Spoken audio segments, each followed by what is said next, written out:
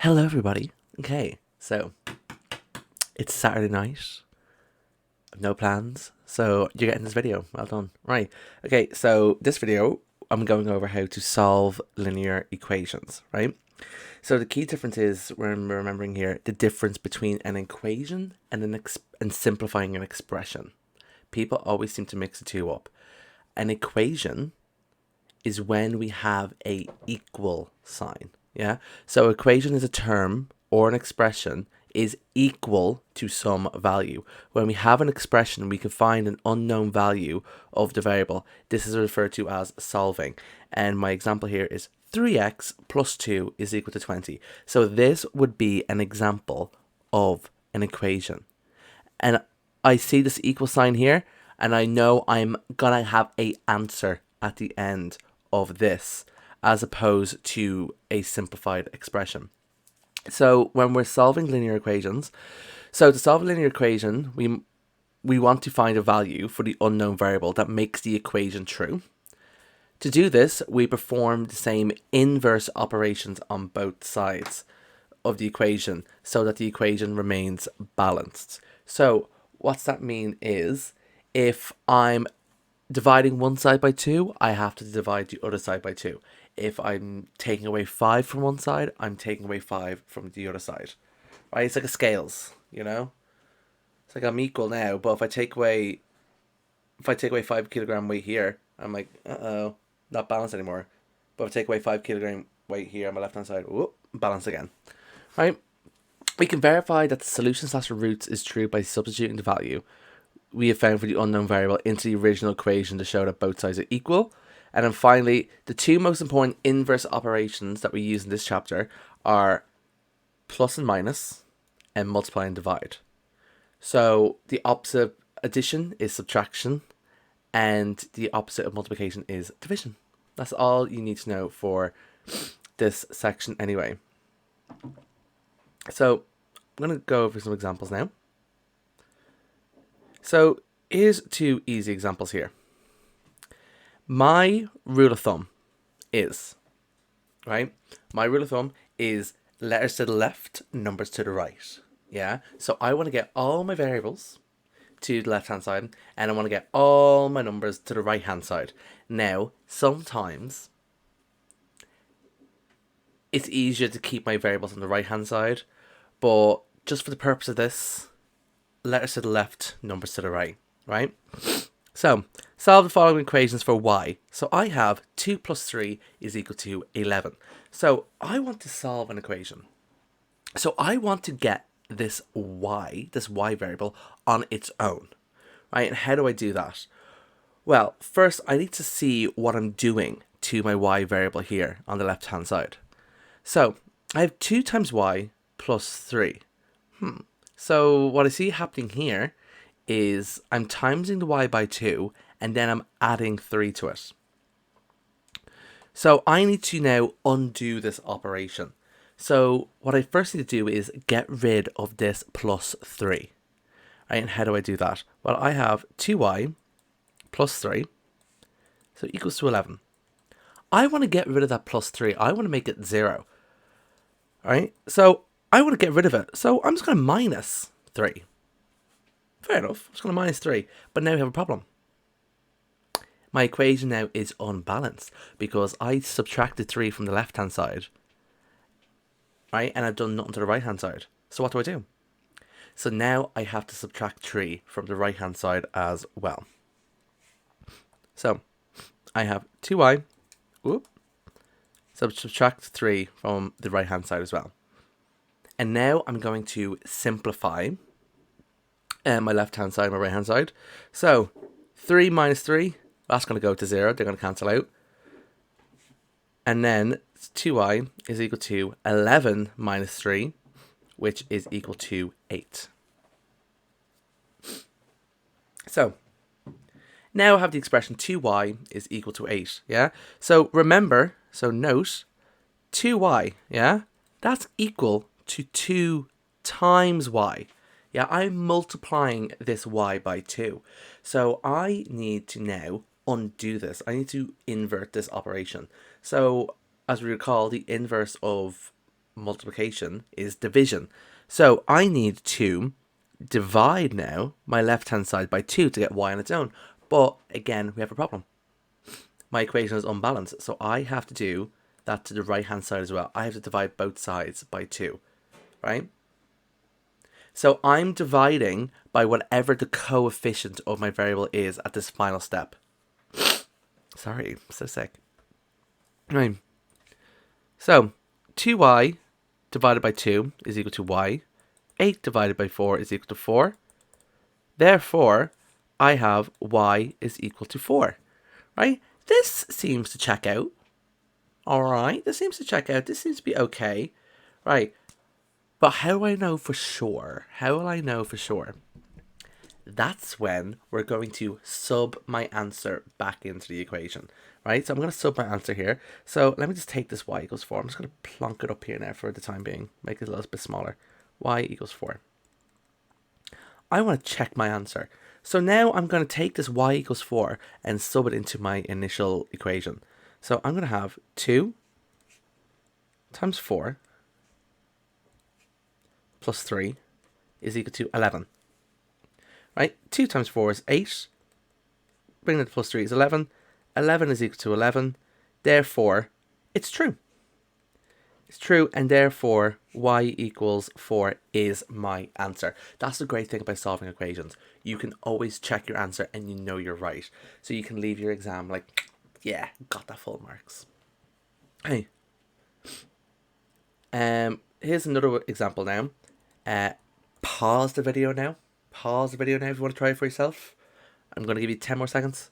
That's a lie. No, I'm not. I'm doing it right now. Right. So, I now have 5y minus 4 is equal to negative 14. Yeah? So, again, what am I doing on the left-hand side here? Well, I have 5y minus 4. So, I'm multiplying y by 5, and then I'm subtracting 4. So, first step, 5y minus 4 equals minus 14.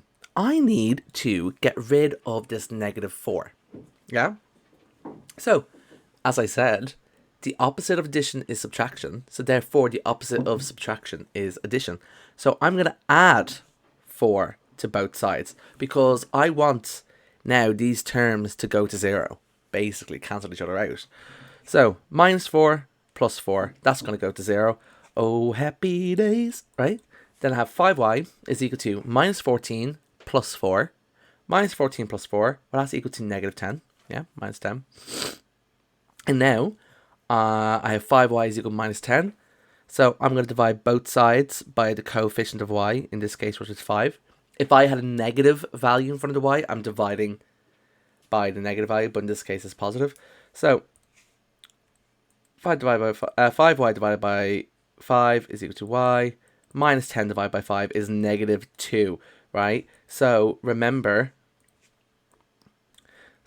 when multiplying or dividing negative numbers. So remember, multiplying and dividing by a negative number changes the sign. Yeah.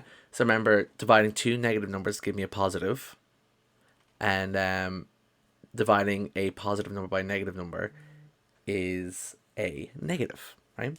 So minus 10 divided by 5 is minus 2. If you're uncomfortable with that, you use your calculator. So therefore, my answer, y equals minus 2. Now I just sub in and check. So 5 times minus 2 minus 4 equals minus 14. 5 times minus 2 is minus 10. Minus 4 equals minus 14. Minus 14 equals minus 14. Therefore, it's correct, and I've checked my answer. So therefore, I know I got my full marks. Right? So, these were two-step equations, yeah? Now, sometimes we're going to have equations here where we have variables and constant terms on both sides of the equations. So, as I said before, letters to the left, numbers to the right. Yeah, letters to the left, numbers to the right. Yeah, so I want to bring all my x's over to the left-hand side. I want to bring all my numbers to the right-hand side. So, I have 6x plus 1 equals 4x plus 7, right? So, first things first, I'm the realist, yeah? I want to get rid the first thing I want to do is I want to bring this 4x over. So I need to subtract then 4x. I'll do a different color here. So I need to subtract a 4x on the right hand side. But again, this is unbalanced. So that means I need to subtract a minus 4. I need to subtract a 4x on the left hand side. Right? So solve that. 6x, not solve it, simplify it. 6x minus 4x is 2x plus 1 equals, that's going to go to 0, plus 7. Yeah, or just 7. Then finally, look at the left hand side here. 2x plus 1 is equal to 7. So I'm timesing x by 2 and I'm adding 1 to it. Now, there is a shortcut to doing this. If you're comfortable with the logic of all of this, of subtracting from both sides, the shortcut is, if I'm bringing something over the equal sign, so if I'm bringing an additional subtraction term, a term that I'm adding or subtracting over the equal sign, I just change the sign of the term, right? So, for example, that's going to go over here. There's a positive 1. I'm bringing it over and I'm changing it to a minus 1, yeah? So I have 2x is equal to 7 minus 1. I have 2x is equal to 6. So that is just a shortcut term. Or I could subtract 1 from both sides, whatever you're comfortable with, right? I'm not going to tell you what to do, right? Then finally, 2x is equal to 6. Well, I need to get x on its own. So 2x is the same as 2 times x. I'm going to divide both sides by 2. And therefore, I'm going to get x is equal to 3. Then finally, I just need to check my answer. So I'm going to sub my answer in now. So it'll be 6 times 3 plus 1 is equal to 4 times 3 plus 7. 6 times 3 is 18 plus 1. 4 times 3 is 12 plus 7. 18 plus 1, 19. 12 plus 7, 19. Therefore, it's equal, it checks out, so therefore x minus 3 is my answer, and I got the full marks, bada boom, bada bing, right? Okay, then finally, the last type of linear equation, with one term anyway you can come across, is we can have brackets, yeah? So if I ever have brackets in a linear equation I'm trying to solve, first I have to expand out my brackets using my distributive property, and then everything else is relatively the same. So I have 2 times x minus 2 here. So what I'm just going to do is I'm going to do my distributive property. So it'd be 2 times x this plus 2 times minus 2 equals 3 times 2x plus 3 times 4. If you're still unsure about the distributive property, I have another video on my YouTube channel, guys. That goes over it, right? So 2 times x is 2x. 2 times minus 2 is minus 4. 3 times 2x is 6x. 3 times 4 is 12. And now I have an equation that's relatively similar to the previous example. So I want to bring all my letters to the left, numbers to the right. So I need to bring the 6x over. Now I'm going to use my shortcut here. So instead of just subtracting both sides by minus 6x, I'm going to bring it over and change the sign. So since it was a positive 6x, I'm bringing it over and changing it to a minus 6x. And then I'm bringing this minus 4 over and changing the sign. Because it's a minus 4, I'm bringing it over the equal sign and I'm making it positive. So I have 2x minus 6x equals 12 plus 4. Simplify the left hand side, right hand side. So I have minus 4x equals 16. Now, this is a case of I'm minus 4x. So I'm timesing x by minus 4. So that means I need to divide both sides by minus 4. And therefore, I'm going to get x is equal to 16 divided by minus 4. So remember, if I'm dividing by a negative number, a positive number by a negative number, it's still a negative number. So my answer is going to be minus 4. And then, good habit to get into, just check your answer here. Don't have any space here. Soz, get over it. 2 times minus 4 minus 2 equals 3 times 2 times minus 4 plus 4. 2 times minus 6 equals 3 times minus 8 plus 4. 2 times minus 6 is equal to 3 times minus 4. Minus 12 is equal to minus 12. So therefore, the left-hand side equals the right-hand side. So therefore, the equation is true, and therefore, x minus 4 is my answer. Ta-da! Right. And then finally, just going to briefly go over this one. Word problems. Yeah, so linear equations, you will get linear equations in the form of a word problem where you have to express a English paragraph of text into a mathematical statement / expression.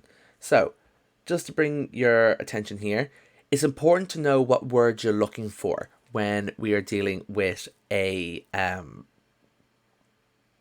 word problem. So, for example, if I see the words add, total, sum, increase, more, combined, together, plus, more than, I am adding. That's when I'm going to be using my addition symbol. If I see words like minus, less, difference, fewer, decrease, reduce, subtraction. If I see multiplied, times, of, you probably won't really see of. It's a bit of a weird one, right? Or product.